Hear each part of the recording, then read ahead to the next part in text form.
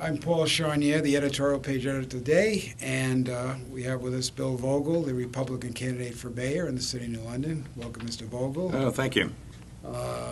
Before we get started, I just wanted to go around the table and have people introduce themselves. We'll start with Lisa McGinley. Lisa McGinley, I'm the Deputy Managing Editor. Tim Cotter, Managing Editor. Gary Ferrugia, Publisher. All right, very good. We're joined by Lisa McGinley and Tim Cotter from our news operation. The editorial decision ultimately will be up to myself and Mr. Ferrugia as far as endorsements, just to clarify that for you and for the readers. So I guess to get us started, if you could just talk about what skills and character traits would help you be an effective mayor for New London. Well, I think the skills and character traits are sort of well established in the sense that they've been with me a long time. I started off in the Navy, as you probably know, and went through the Navy chain of command up to commanding officer of the USS Groton, which we put in commission over here, and was, I think, the beginning of Groton Week. And that, of course, gives you a lot of leadership training along the way. And then after that, I went with Northeast Utilities to put Millstone 3 in commission, and then I was engineering manager on Millstone 1, and I also worked with the vice president of nuclear at the time to handle basically a $500 million budget that we put into practice. So the character traits and I would say number one would be leadership and being in a responsible position.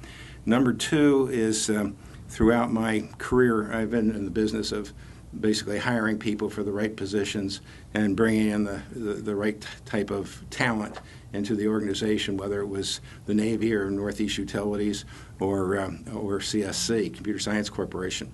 And so what I'm really looking at is, for mayor of New London, I consider the biggest issue that I'll be facing is the hiring of talented people. I think that having the chief administrative officer is going to be a major undertaking to get the right person in for that job. But then the department heads are going to be really important too. And so once we can get the right people in place, the organization can run a whole lot more efficiently, and probably then it might be a little bit of an easier job. But that's the kind of thing I'm looking at. Primarily, leadership and the ability to hire the right people, I think, would be the things that would help me the most in being mayor of the city. Yeah, and what approach would you take to hiring the chief administrative officer and the department heads? Would it be simply skill level? Would you be looking for people that also share your philosophy as far as governance? So what would be your approach? Well, actually, the main thing would be their experience and their proven ability to do the job. As far as the policy issues go, I'll be the mayor, I'll be the person setting the policy, and my managers will be people that would be of the type that would carry out whatever the policy is. So what I'll be looking for is the kind of proven municipal type experience in whatever endeavor, whether it's like a public works director or a chief administrative officer or a police chief, whatever the talent needs to be. But would like to see a proven record of that type of experience. You're a Republican running in a heavily Democratic city in terms of voter registration. What would you say to those Democrats that might be reluctant to vote for you because they may disagree with some of the national principles and policies of the Republican Party? How do you get by those? Well, I think the way you get by that is when people recognize that it's a local election and we're talking about local people and we're talking about individuals more than we are parties. And I think a lot of people know me, more need to know me, and a lot of people know my opponent. I think people have respect for both of us. I think the city's lucky to have two good candidates running. I think that what I bring to the table is more in terms of leadership management and administration and dealing with hiring people and things like that, where I think my opponent probably has a deeper understanding of of some aspects of the city because he grew up here all his life, where I did not. So I think the city's lucky to have two good candidates. In addition to the priority you've talked about of making sure you hire quality people, your platform talks a lot about holding down property taxes. That'll be another top priority for you. Can you offer some specifics on how you would go about doing that? As you know, there's a lot of challenges in New London to do so. So I'd like to hear your ideas. The real long-range key to tax stability is going to be increasing the revenue. We don't hear enough about that. The revenue is key to stability, and the way we're going to have more revenue is through economic development. The way in the short term, what you do in terms of reducing the amount of expenditures, number one, you'd go after the overtime because you have quite a bit of that. You would definitely have to review the manning of the departments, and you'd have to review the salaries because all those things add up. Probably the biggest component is probably labor, so that's where you're going to have to look for efficiencies. But then also we have the issue of purchasing and contracting, and we really need to do a really good job of that. And we've had some failures in the past 4 years over how we're doing our contracting, our purchasing, and our expenditures in that regard. So there's a lot to be done there, and if you have a good chief administrative officer and good department heads, they will find other efficiencies that perhaps we aren't talking about today, but they might find and especially bringing their experience to the table, they may decide, well, this is something that would make sense to contract out, and this is something that would make sense to do ourselves, and that kind of thing. And maybe it would be better to rent some types of equipment than to buy some types of equipment. So there would be some considerations along those lines. I think it was in response to, we were talking to David Collins, our news columnist. You said that you would have considered getting out of the race if Mayor Finizio had won, that you felt Mayor Finizio was bad for New London and that was a priority. Does that raise any questions about your real desire for the job, that your path may have changed depending on how the Democratic primary went? Not really, because you got to remember the number one priority that we as a party in town had was to make sure that Mayor Finizio didn't get reelected. I mean, just frankly, that was the number one priority. Number two priority is to try to elect our own person, that being me. So what we were looking at, what we didn't want to do is be in the business of splitting an anti-Finizio vote. So if, for example, we had Mr. Passo running as a petitioning candidate, and we had Mayor Finizio as the endorsed candidate from the primary, and then the Republican candidate, me, what you would have then is a situation where some people would be voting for me, some people would be voting for Mr. Passero, and that would split the people that didn't want to vote for Mr. Finizio. So it was really a dynamic like that we had to look at and say, well, it's not what we want to do, but it's really it's the reality of the situation, and we got to think of what's best for New London. Mm-hmm. And you talked about Mr. Passero being, having his own qualities, that people have a couple of good choices. You acknowledge that. He's pointed out his experience as a career firefighter in a city union. His other job, he's a labor attorney negotiating on behalf of unions. And he kind of made the case that makes him uniquely ready to negotiate on behalf of the city. This time he's going to be on the city side. I'd like to get your perspective on that and what approach you would take in negotiations with city unions. Well, the issue really is both city unions as well as contractors requiring them to have union labor, particularly when you're looking at a $200 million magnet school situation. But to answer your specific question, I think that it's hard for a person that's been in a municipal union for year upon year upon year and has many friends and acquaintances associated with that, for them to have the be able to take a pure, clean judgment in regard to be an advocate for the taxpayer. In other words, if I had been a firefighter for as long as Mike Passer has been a firefighter, I would have many friends and people that I would have loyalties to. I think that he would try to be fair. I think he would try to look out for the city's best interest. But I think that there's such a bias that's built in that's probably unconscious that he would end up trying to make sure that the firefighters themselves came out whole, and that might not be really what the taxpayers need at that time.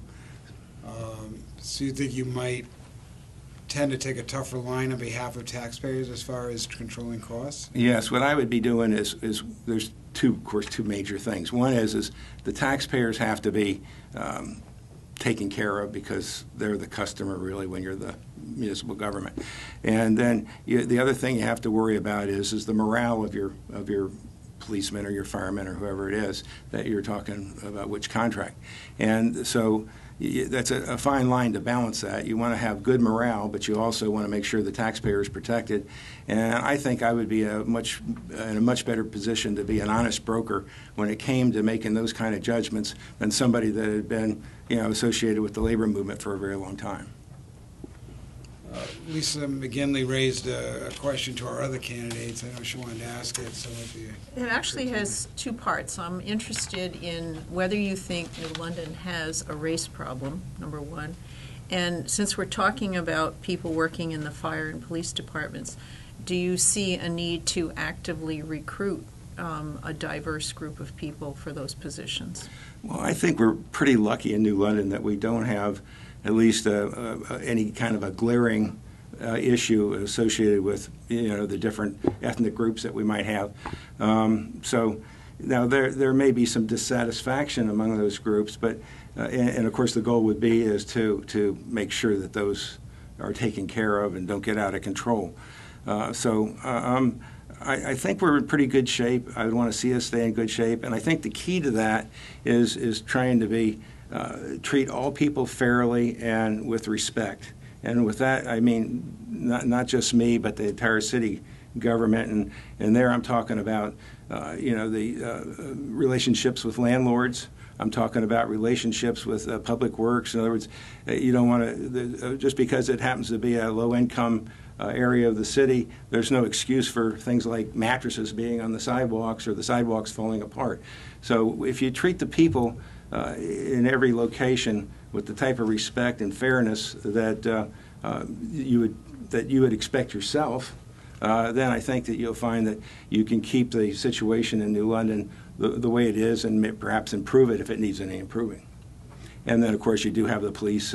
You want to make sure that I would really like to see community policing where the people know their police officers that are in the area, and that those police officers would know the people there as well as handle them with the type of respect and fairness that we're talking about, and make sure that they don't have crime. That's always a downer. Since you mentioned in your platform hiring more police and more firefighters, would you take steps to actively find people who perhaps aren't represented in the demographic right now? Well, yes, the answer would be is you want a police force in particular. I'm not quite as worried about the fire department, but the police force, because they're out dealing with the public on a much more regular basis, it would be good if you had a good cross-section of police officers that represented the total distribution of people in the city. The fire department, you just want to be fair there. In the case of like Fireman Mayo and things like that, you don't want to be in a situation where you just have all of one type of person, let's say as firemen. People would expect that you would have a fair distribution, and that would be the thing I'd be concerned about there. But with the police officers, I think it's more important. Thank you. Can you tell me what type of person you're looking for as a chief administrative officer, and how would your job as mayor differ from that job? That's a question I wanted to answer. I'll start off by saying that my training principally was in the Navy. And on a ship, you have a commanding officer, captain of the ship, and you have an executive officer. And the captain decides where the ship's going to go and how it's going to get there. And the executive officer tries to make sure that everything runs properly, that the meals are served on time, that people's evaluations are done, that all the administrative tasks that need to take place in order to keep the ship capable of doing what the captain wants. And so with the chief administrative officer, what I would expect them to do is pick up a lot of the administrative load and deal closely with the department heads on administrative type issues. But I think that as far as overall policy goes, I would be the person trying to set the direction and steering the ship, if you like. And so I would have a close relationship with the department heads and the chief administrative officer. It wouldn't be a detail. Wouldn't try to over manage people, let them do their jobs. But I would want to be informed. And I kind of, when I've always done this type of thing, I usually have had meetings every day, usually phone calls. Just set up a conference call. Maybe it'd be 15 minutes or a half hour. Sometimes I've done it even at lunchtime. And the department heads would just quickly tell you what their problems are and what they're doing, and you'd have everybody cut in. That has an advantage of being able to make sure everybody knows what's happening, what the overall goals of the administration are, which hopefully I'd be setting properly, and the chief administrative officer would be getting the feel. So everybody sort of feels like they're part of the process. Sometimes daily doesn't work, so you might have to drop to a weekly situation. That might be just fine too, but that's something that I would figure out as we went along. And so as far as, I think that pretty much answers the question, doesn't it, Gary? Yeah, would your primary focus be, though, policy, setting policy? Yes, it's more or less steering the ship. and that's primarily policy, but it's also, a lot of times it's troubleshooting. You might have some kind of disaster happen in the city, and, that would require setting some directions. It might be, a storm that came in, and you might have to set up an emergency control center to vector out public works people and bring in state the help and things like that. So it's primarily policy, but it could be anything that really requires quick leadership, quick decision making. Tim, I think you had a question too. The city council, the last two budgets they passed had what some people would consider pretty hefty increases, although smaller than what the mayor had proposed. In the primary, it seemed that Mr. Passero, even though he's on the council, kind of got a pass for that. Do you think he should be held more accountable for that? And if you're elected mayor, what kind of tax increase would your first budget have? Oh, that's a good question. The answer to the first part of it, I do think that Mike Passero has to account for the tax increases that took place under the Finenzio administration. I mean, many of them he voted for. This last round, he was instrumental in bringing it down. So I do think he has to look at that. I do think that it's one of these issues where if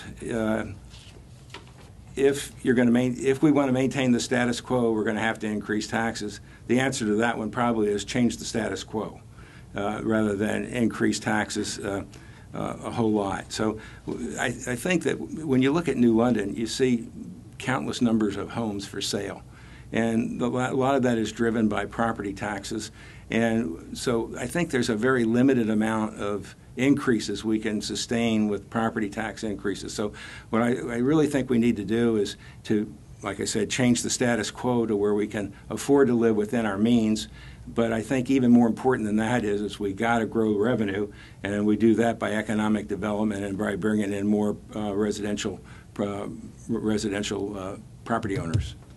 What would you do to drive economic development? Okay, well, economic development is another issue where some people will say, well, let's have the city kick in some money to encourage people to come in. I don't really think that's the right idea. I think economic development to me is an awful lot like the Field of Dreams or the baseball team. If you build the field, the people will come. So what that means to me is, one, you have to have an environment that will sustain economic development, and that includes basically you have to have the number one thing that's going to chase people away is if the cost of doing business in New London is higher than it is, say, in Waterford. We're in competition with these other communities, and so what I'm worried about is taxes pushing people away from the city. But I'm also looking at we need to have the public works needs to have the roads need to be clean. They need to have snow removed properly. People have to be able to get in and out of the city and park their car. And then you have to, of course, have a safe environment, and where you can't have panhandlers and vagrants and any kind of crime. So you have to really set up an environment that will bring people in. And so when a merchant or any businessman does his business plan, he knows that if he brings his business to New London, that he can show a profit here in New London, and more so than he could, let's say, in Waterford. So that's it's a little bit more of a long-range thing. But it's really the better the city's managed, the better will be the economic development, and the better will be the revenue coming in, which will solve the tax problem. Would you personally recruit businesses as mayor, or is your philosophy just clean things up and they'll come? It's the latter first off. The number one priority is get the environment right. That doesn't mean that you don't try to recruit businesses where there's an opportunity. For example, if Electric Boat has to make a decision as to whether they want another engineering building in Groton or New London, I would be over there talking to Electric Boat about bringing another building in here to New London so that they could do that. So it would be, there's always the competition, but you have to have the infrastructure to be credible when you're dealing with let's say Electric Boat or any other large company or small one. You have to have things have to be in place so that you have a leg to stand on. And so the number one priority is to get the environment as good as it can be. It sounds like you wouldn't utilize special tax breaks or other incentives to attract a business or a store to New London, or would you? Well, Paul, you're right on one level, that's how I feel about it. However, the reality of the situation sometimes requires that you be more flexible than that. And so sometimes there might be a need for tax abatements if it will clinch a deal. I'm against tax abatements, and I'm against those kinds of things, because I think that the business plan really needs to be sound enough that they don't need that kind of thing. But if that will make a difference of getting a business in here, I would have to consider that.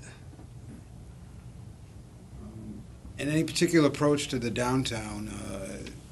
We always hear about the potential for our waterfront retail area, but it seems to be continuing to struggle. Any particular approach to trying to encourage development and fill up some of those storefronts? Well, I think the number one thing is we really need to leverage the waterfront that we have. I mean, when you look at what New London has compared to other cities, like whether it's Newport or Baltimore or anything like that, the waterfront that we have is a really great resource, and I think we try to use it, but many of the times when I drive around, it's empty with maybe a few people sleeping on benches. So I would really like to see that waterfront used more effectively in the summer and fall, and I even would entertain the idea of having like booths where people could, when the weather's good, people could rent a booth or rent it or buy it or however they bring it in along the edge of the waterfront on the land side, and maybe have everything from maybe women's clothes to toys to food to whatever. Now, granted, that would be some competition to the business in town, but the nice thing about that is that the more people that you can bring in, the more foot traffic you have, the more it helps everybody. So I think something like that would be good. And what you really do see sometimes is like the food trucks that came in. It was just amazing the numbers of people that were down there that came for that event. And so so there's a huge potential for bringing people in. And another thought would be is if the food trucks bring in that many people once this summer, why not do it every other week this summer? And maybe we could, there might be some recurring things that we can do that would bring, that would keep people coming into the city. Do you support the location for the Coast Guard Museum? Because there remains a contingent that thinks Fort Trumbull would be a better choice because of the land available rather than, shoehorning it into that area. What's your feelings on the plans? Of the I'm happy with the Coast Guard Museum where it is. I don't think that's an issue that we need to reopen. I'm not sure exactly what all the studies were that went into selecting the location, but to me, I like having it. I like having it downtown because I like the foot traffic that it brings in. I like the dynamics of people coming into the city. I like the fact that it's a transportation center. You have the ferries coming in. You got the train coming in. You got the highways. I mean, it's a pretty cool location. If you put it out in Fort Trumbull, yeah, it probably aesthetically could be done nicer than in the city, but people would have a harder time getting out there. It's not as easy to get out to Fort Trumbull as it is to just come into downtown New London. Plus, it doesn't have the advantage of bringing all that foot traffic to the stores and restaurants that we have downtown. And how do we get Fort Trumbull going with some development? There was a big disagreement in the primary. Mr. Mayor Finizio wanted the city to do that directly and get rid of the development agency. Mr. Pastro feels there's a role for the development agency. What's your approach, if you're a mayor, to trying to get some development? Well, first of all, I want to give it some visibility. I think it's been one of these things that's been submerged too long. Nobody's been able to really see what's going on, and so what I would want to do is have a project plan for development of Fort Trumbull. And what it would have is milestones. It would have responsibilities. It would have a funding profile. It would have expectations. And then what we would do is we would follow up once a month at a city council meeting, perhaps, and have the whoever's responsible. And I think I would stick with the NLDC, the Renaissance Development Group there, and have them make a presentation, or if somebody responsible should make a presentation as to where we stand on the development, on the project plan for the development of Fort Trumbull. And it might be like, well, we've contacted these 5 construction people or these 5 architects or whoever it is, but we should have a plan. And the problem that I see is there has been no plan. It's sort of been an excuse. Well, the economy's bad, so we can't do anything. It's too good a piece of property to just let go. And there does need to be some plans and some accountability for progress there, or we ought to know the reason why. And we don't know the reason why right now. So would you await sort of judgment on the Renaissance City Development Group? No, I like them. I think Linda Mariani would do is a good person. She'd do a good job, and the other folks are dedicated volunteers to make this all happen. So I think the city's better off with an organization that has a mission to do development. So you're ready to work with them. You just want more regular updates and progress I reports. want to put a little pressure on goals. them to perform. Very good. Mayor Finizio saw promoting New London as a gay-friendly community was one more way of boosting economic development. Would that approach continue under a Vogel administration, or don't you think that's the right way to go? Well, I mean, Ocean Beach, for example, has a one weekend that they dedicate for sort of a gay type weekend at Ocean Beach, and if that works for Ocean Beach, I think we ought to, they should keep that. As far as gearing up for special activities, that's not something that would come to my mind right off the bat. If I could see that would bring more people into town and help our economic development, I certainly would consider it. But it's not something that comes to mind as, well, this is something we want to start immediately planning. And Mayor Finizio was mayor for 4 years, and I don't know that he ever did anything in that regard. So perhaps talk about it. You had mentioned about improving the environment in the city in order to attract business. Yeah. In your estimation, what departments in the city are most in need of overhaul to improve the environment? Well, the police and public works come immediately to mind. The police, because we have to have a safe environment, and the police force has been pretty much decimated. I mean, we had 90 police officers when the mayor came in, and we're down to around 60 now. We want to get up to 80, but that's an issue. The other issue is that the police chief had said she wanted to retire. She had made motions to retire some years ago, and I think the situation with the police chief has been.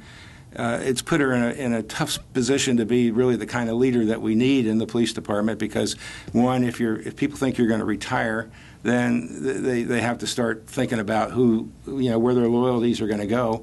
And then when she had the issue with the 10 months out of a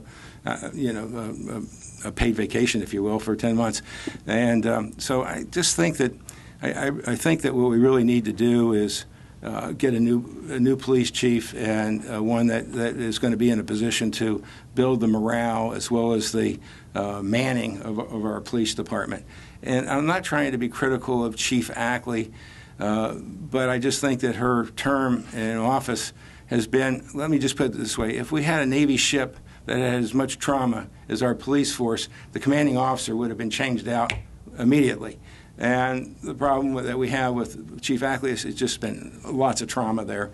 And I think she would be well served to retire, and she could retire very honorably as a first female police chief in New London. How about other departments besides police where you would make a priority to try to fix issues that you see?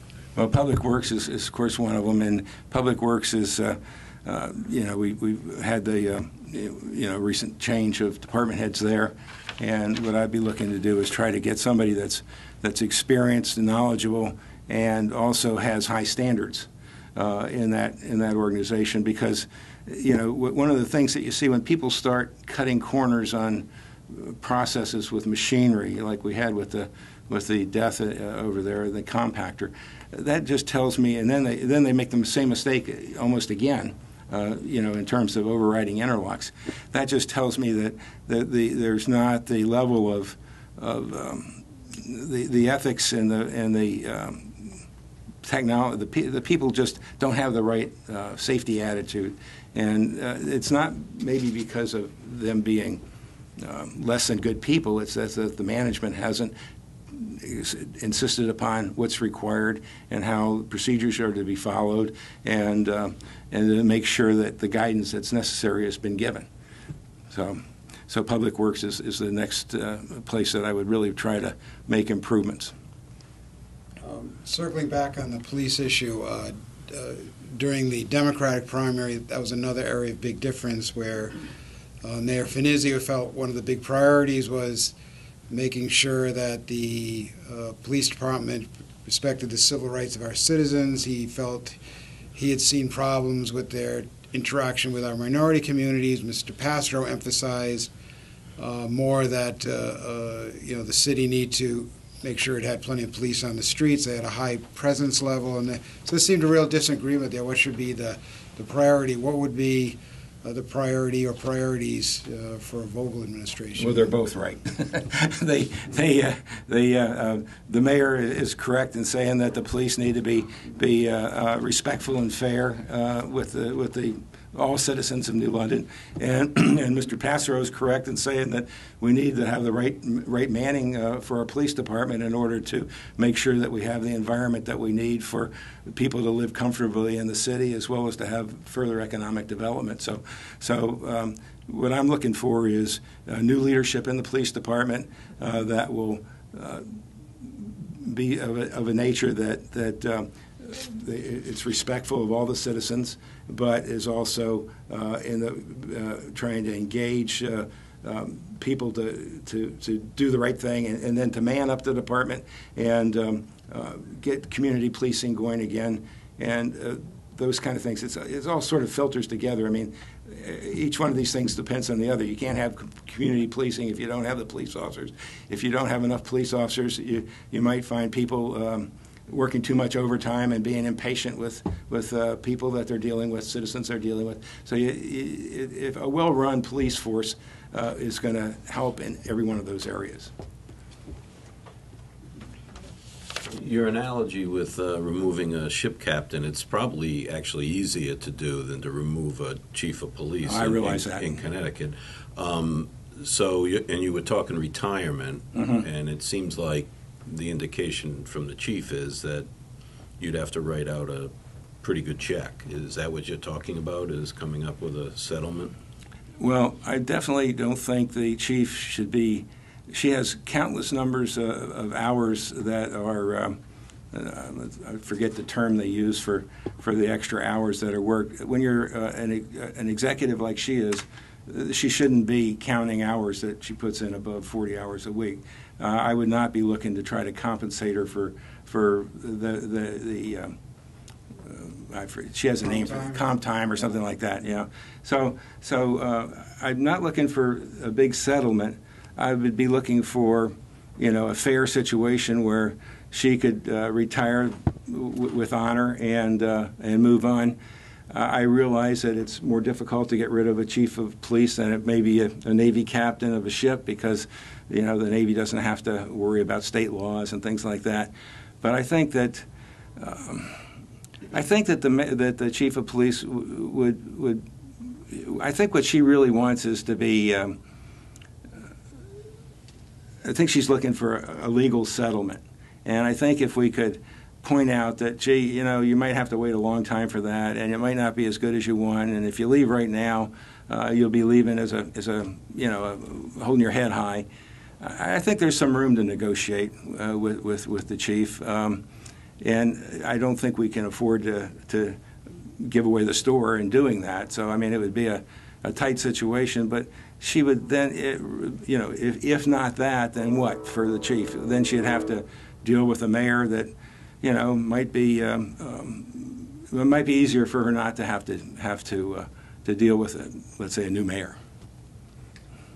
On another subject, some years ago there was a suggestion that the city sell all the city properties that weren't absolutely in use at a given time. And right now the city is trying to unload and develop the Lighthouse Inn. So have you given any thought to the property that's not doing the city a whole lot of good and is not on the tax rolls? The answer is yes, in the sense that I've thought a lot about Fort Trumbull. But I haven't thought a lot about some of the other areas that are there. But there's some things that I think the city really ought to try to facilitate, and one of them would be a parking garage over there by Electric Boat. I just can't imagine that. Maybe the way you facilitate that is that you kick in some money to get it up and going, and then you basically contract it out like we do the downtown parking lot, or maybe you sell it, and you'd also have maybe some retail outlets in there. So that the people we got 3,000 people come in the city every day just at Electric Boat, and they come in and they leave. If we had something there that would help them stay in New London, spend a little money in New London, and make their life easier by providing parking at a reasonable cost, but one which we could easily see that we can recoup our investment, I think that would be good. I would rather see that done privately, probably, but it's if not privately, I would think that the city could try to lead the charge on that, maybe as in cooperation with Electric Boat or some other entity. Could you talk about your position on the planned conversion of our school system to an all-magnet school system? The city's talking about investing almost $200 million for the renovations to make that possible, and I know you expressed concerns about the revenues and make sure that works out. So if you kind of talk about, that talk of the all-magnet system. Yeah, there's two things that I'm concerned about on the magnet schools. One is the bonding, the debt service, the cash flow, the project management, and how that's all being done. I kind of think the school board got out in front of it. First of all, the school board approved the magnet school concept before we ever went to bonding. We didn't do such a great job of handling the way we went to bonding. We missed the deadlines and things like that. But the point really is that when we went for the $168 million bonding, we didn't have any public hearings that I'm aware of. We didn't have any architectural high-level drawings. I've never seen any kind of of a schedule for how that was going to be done. So I don't know of any business that would have taken on a project of that size with so little backup. Now maybe the idea is that, well, we got to get the money identified or we'll never get this thing off the ground, or there might have been some thinking like that, but I would have been much happier to see the bonding set up so that, well, we have a bonding for the high school when we know what we're going to do in the high school. We have bonding for the middle school when we're ready to renovate the middle school. We have bonding, if necessary, for the STEM middle school. I'm not even sure, and I don't even know if any. One of the questions I have is we talked about the STEM middle school, but I don't see that project visible anywhere. I was told, but not with much confidence, that it's part of the high school renovation. But that doesn't sound quite right to me. I think that might be the case, though, because if you look at the way they set up the bonding, there's a flow chart for cash flow on the internet under the finance department that shows some of this, and it just shows the high school and the middle school. It doesn't show the STEM the middle school renovation. It doesn't show the STEM school. STEM middle school construction. So I think that's part of the high school, but I'm not sure of that. So I'm kind of interested in seeing that whole process be managed very well, very closely, because it's huge, and if it's done improperly, the citizens of New London are going to suffer dearly for cost overruns and things like that. So we want that to be implemented well. We want it to be implemented on time. We want to know what they're doing. The second part of the magnet school issue is that it's not clear to me how we're financing that. In other words, when we have out-of-district kids come in, how are we financing those out-of-district kids? What are we getting from the state in the way of grants? What are we getting from tuition? When I called over to Groton to find out what they were paying for tuition, I was told $3,000. I followed that up with another request, and I got a budget printout that showed roughly $3,000 for each student coming to New London. So some of the schools were actually less than that. Well, Groton's probably paying in the neighborhood of $16,000, or not counting special ed, for each student. So it doesn't make sense to me, and we probably are paying the same thing. So if they are only paying $3,000 tuition, how does that make sense? Now, the other side of the equation is the state supposedly gives the magnet school $3,000 per each student in the magnet school. So whether or not, let's say you have 50% of your students out of district, 50% in district. Let's say you have 100 kids, you get $3,000 from the state, you're still getting $300,000 for that. But when you work out the numbers with the tuition plus the state grants, when you get past about 25% out of district, you end up, it looks like you lose money. And what I've mentioned to the superintendent is we need to make sure that, one, we aren't losing money, and two, people don't think we're losing money, and three, we have some visibility into what the process is, because I don't think anybody really can describe how that's all being financed. I'm sure the superintendent can, but when they go to do their budget, coming up, when we start the process again in April, they got to be in a position where they can justify any increase above inflation, and the answer better not be we need more teachers because we're getting more students because we're getting more out-of-district kids. So they got to be careful. They got to manage that really well. I think they can, because I think the state wants that to happen, and the state, between the state grants and the tuitions, there's probably some flexibility in changing the amount you get for each kid, each student. So, but I think that needs to be, people need to be able to understand that. Do you support the concept of the all-magnet school district, and it's just a matter of you want to make sure that the finances work and they're fair for New London, or do you have a question about maybe the whole approach? Well, I like the magnet school process because I think that basically anything you can do to help real estate values in New London, the biggest downer for real estate in New London is going to be the schools. And with the magnet school concept and with the schools improving as a result, that's going to really help New London. It'll help the real estate values. It'll help people come in. It just is a big plus for us for doing that.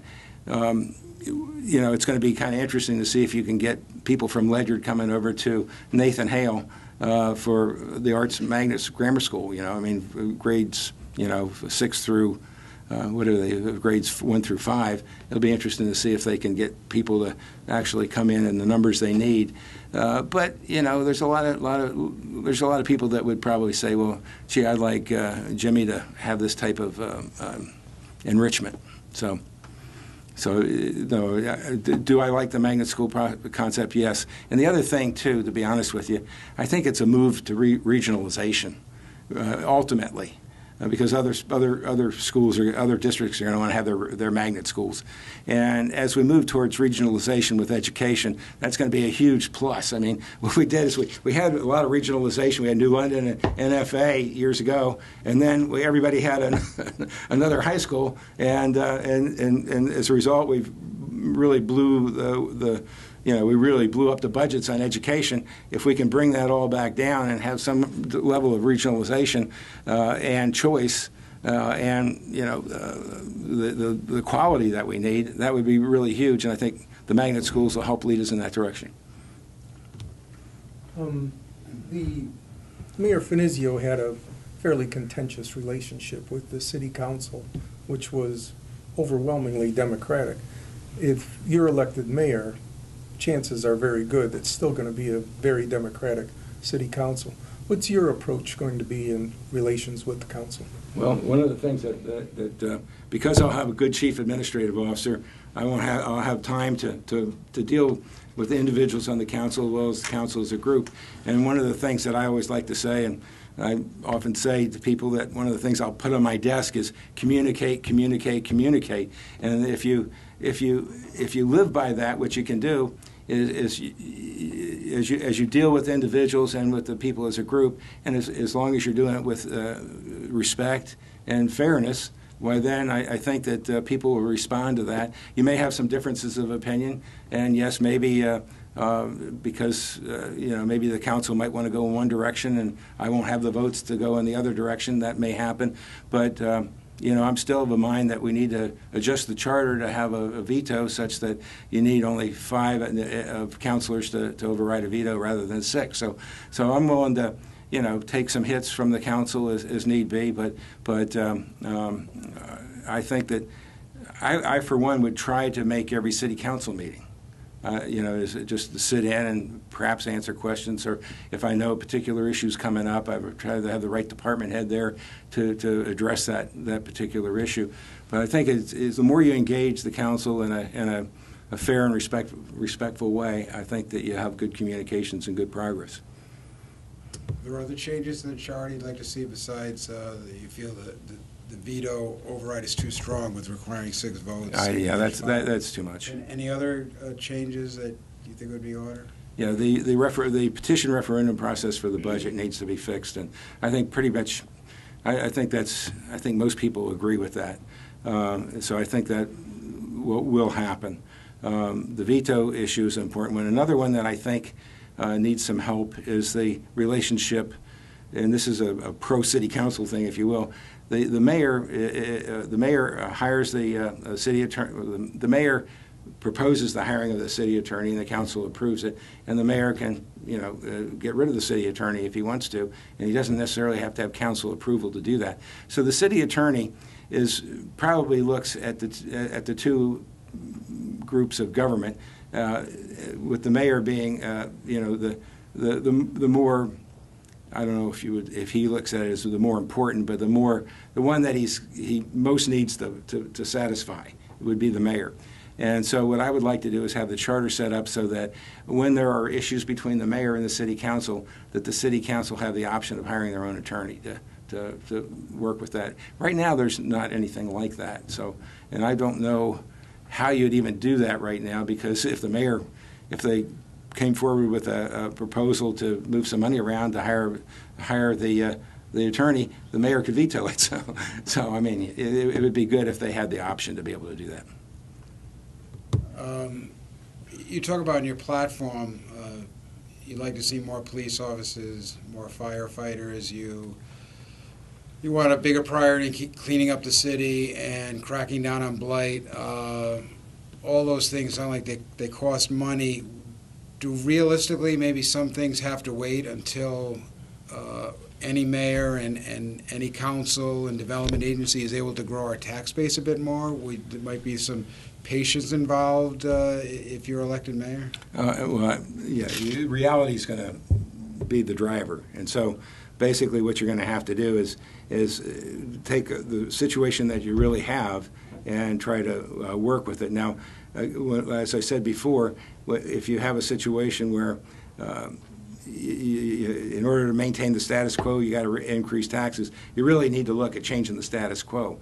So what we might have to do is move some move people and money around a little bit in order to make some things work that need to be improved. And you're right; you're not going to be able to get everything, day one. It's going to be a journey, and it's one that we should start though. David Collins has tried to introduce Riverside Park back into the into the debate. Yeah. Any thoughts on whether that issue should be revisited? The idea of the Coast Guard.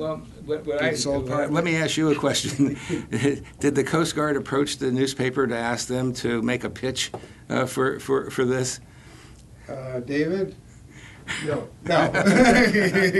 Okay, because they've long been interested, I think, in buying property. So I think if the city went to them and said, "Hey, we'd like to go back and revisit it," it seems to me that had always been their wish. Yeah, well, they put a little perspective on it. One of the things during the last go-around on this that I talked to the assistant superintendent, I told them that they just weren't doing enough to convince people that this was a good thing. And so the Coast Guard just did not do a good job of selling their program or their project, and so they lost, and they only lost by a little bit. So I do think that if they actually made a strong case as to why they needed more land in New London, a strong case, then people would listen. But right now, to my knowledge, they haven't made a strong case. So in my mind, there's no real need to reopen that issue. I think there'll day will come, though, when the Coast Guard does say, we really need more land.